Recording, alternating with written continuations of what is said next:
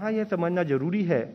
कि अगर हम देखें जैसे त्रिपुरा या नागालैंड जैसी स्टेट्स में एब्सोल्यूट नंबर ऑफ केसेस कम होते हुए भी यह ट्रेंड चिंता का विषय है। जरूरी है कि हम सब मिलकर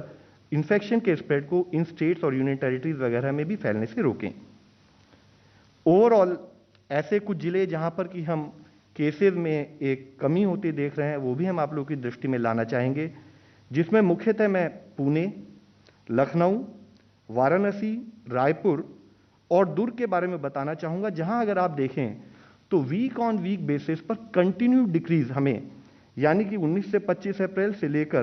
3 से 9 के बीच में कंटिन्यू डिक्रीज इन केसेस दिख रहा है। जरूरी है कि यह डिस्ट्रिक्ट्स अपने एफर्ट्स को उसी मोमेंटम से जारी रखें ताकि हम केसेस की संख्या और कम कर सकें। इसी तरह से कुछ और जिलों में भी पिछले 2 हफ्ते में एक जो डिक्रीज दिखा है, जैसे पटना में, पालगढ़ में, रांची में, कानपुर नगर उत्तर प्रदेश में जिस तरह से एक ट्रेंड दिख रहा है, जरूरी है कि हमारे एफर्ट्स उस डायरेक्शन में उसी सतत मोमेंटम के साथ चलते रहें। एरियाज ऑफ कंसर्न के रूप में हम देखें तो पाते हैं कि कुछ ऐसे भी जिले हैं जहां पर केसेस में ग्रोथ भी नोट की जा रही है, जिसमें मुख्यतः अगर आप देखें बेंगलुरु अर्बन, देहरादून, ईस्ट गोदावरी आंध्र प्रदेश, विशाखापट्टनम, चेंगलपट्टू और तिरुवल्लुर तमिलनाडु, इनमें आप देखें तो पिछले 15 दिनों में एक कंटिन्यूड ग्रोथ ट्रेजेक्टरी दिख रही है। जरूरी है कि यहां पर कंटेनमेंट एफर्ट्स और एक अधिक हम उस पर पर्याप्त मात्रा में करें ताकि हम केसेस का इन्फेक्शन का स्प्रेड को रोक सकें। एक पॉजिटिव और न्यूज़ भी हम आप लोगों की दृष्टि में लाना चाहेंगे। हमने एनालाइज किया तो पाया कि कुछ ऐसे जिले हैं देश में जहां पर कि एक स्थाई पर टेस्टिंग बढ़ाई गई, लेकिन साथ ही वहां पर पॉजिटिविटी में भी डिक्रीज नोट किया गया। तो जैसे उन जिलों की संख्या 15 से 21 अप्रैल के समय में 73 जिले ऐसे थे जो बढ़कर 22 से 28 अप्रैल में 125 जिले हुए, और 29 अप्रैल से 5 मई के अगर उस पीरियड को एनालाइज करें तो हम देख रहे हैं कि ऐसे जिलों की संख्या भी बढ़ रही है, which is a positive trend and this needs to be continued. हमारे देश में जैसे कि हमने इससे पहले भी चर्चा की है कि 10% से पॉजिटिव जिन राज्यों में, जिन जिलों में हमने देखी है, वहां पर strict containment, stringent containment measures लिए जाएं। तो ऐसे जिलों को भी हम आप लोगों की दृष्टि में लाना चाहेंगे, जिसको हम अपनी वेबसाइट पर भी डे टू डे बेसिस पर हाईलाइट करते हैं, जहां पर कि हम स्टेट्स और डिस्ट्रिक्ट्स के साथ मिलकर एफर्ट्स कर रहे हैं कि वहां पर इन्फेक्शन का स्प्रेड कम किया जा सके। ऐसे 533 जिले भी हैं देश में जिस पर जरूरत है कि स्ट्रिंजेंट एक्शन उसी स्थाई से चलते रहें।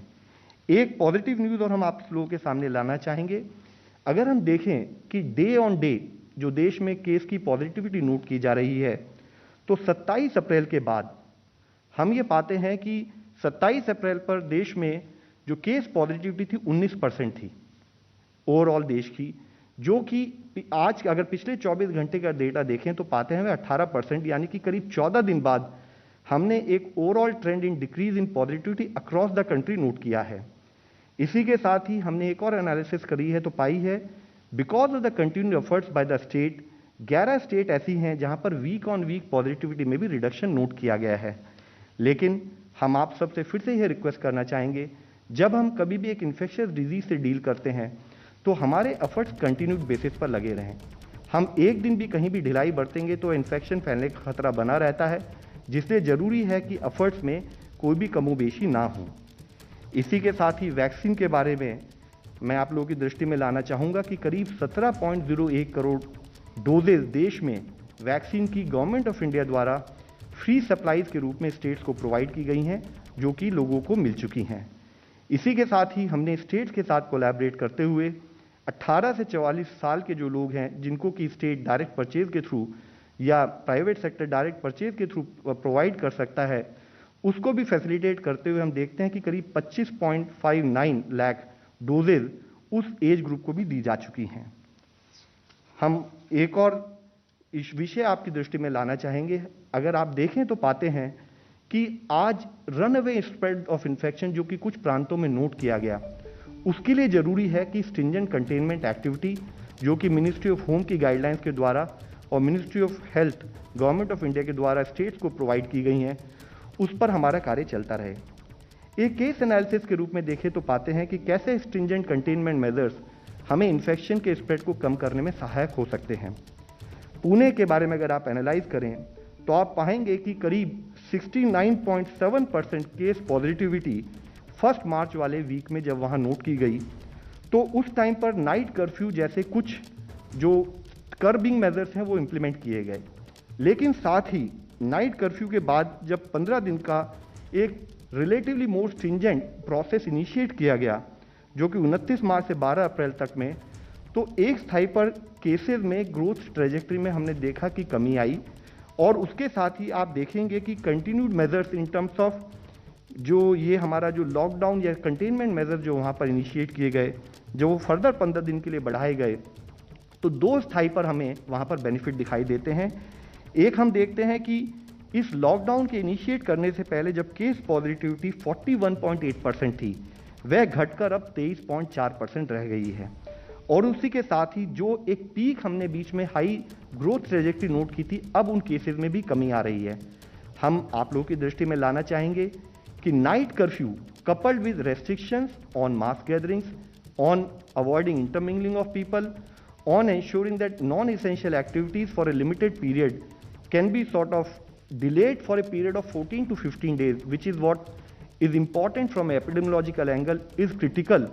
to ensure कि हम infection spread को कम कर सकें। इसी के साथ ही एक और केस एनालिसिस हम आप लोगों के सामने रखना चाहेंगे। जैसे कि मुंबई के बारे में, मुंबई एक बहुत बड़ा शहर है,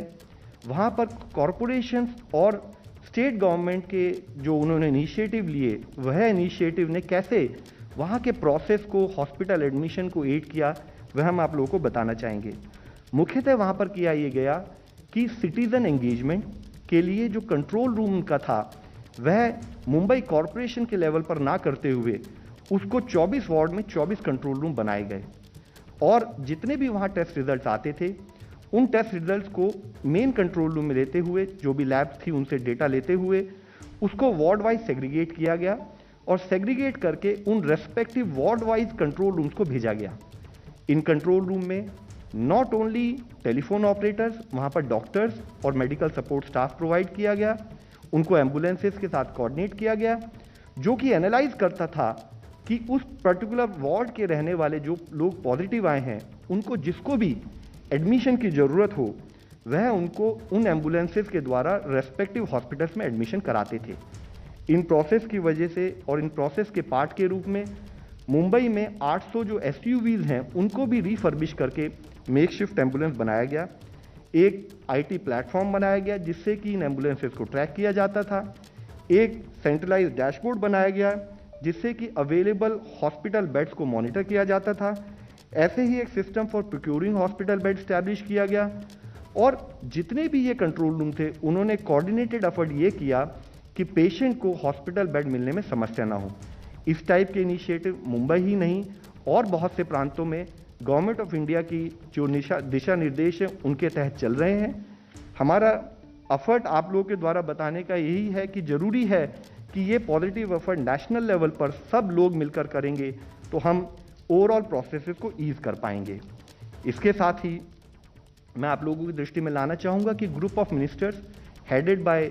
हेल्थ मिनिस्टर, यूनियन गवर्नमेंट और जो कंसर्न मिनिस्टर्स हैं, उन्होंने रिसेंटली कोविड-19 की सिचुएशंस का,